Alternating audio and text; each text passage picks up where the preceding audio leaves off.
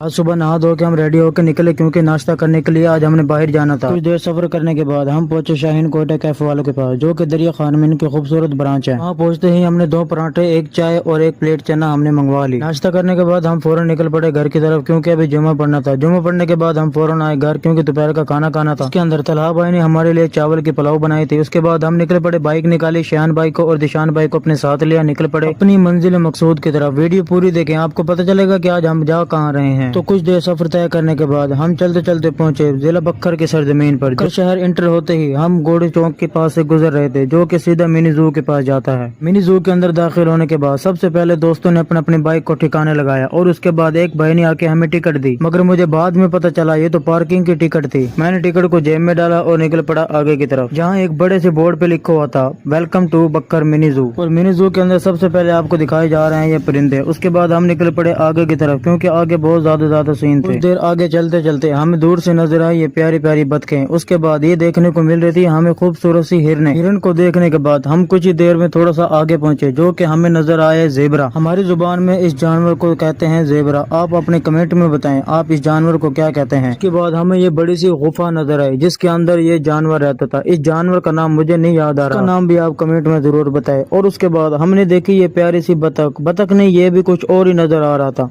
और ये बंदर भाई हमसे नाराज थे, जिसको हम बुलाने पे भी ये नहीं आ रहा था। और ये प्यारी सी हिरन जिसको 12 सींगों वाली हिरन भी कहा जाता है, ये कोर के अंदर बैठकर घास को खा रहा था। और थोड़ा सा आगे चलने के बाद हमें कुछ और ज्यादा मजीद हिरने नजर आई, जो कि इस खेत के अंदर हलते गुलते खेल रही थी। थोड़ी ही देर के बाद हमें ये इतना बड़ा शतरमुर्ग नजर आया, जो कि भूखा था, बहुत ही ज्यादा पिंजरे में अपनी ठूंगे मार रहा था। और जो कि इतना बड़ा शतरमुर्ग आज मैंने पहली बार देखा था। उसके बाद मैंने जेब से पर्ची निकाली, चाचा जी को मैंने वापस दी। मैंने कहा मेरा बाइक वापस कर दो। बाइक वापस लेने के बाद हम निकल पड़े बाहर की तरफ, जो कि बाहर एक चाचा जी ने झूले लगाए हुए थे।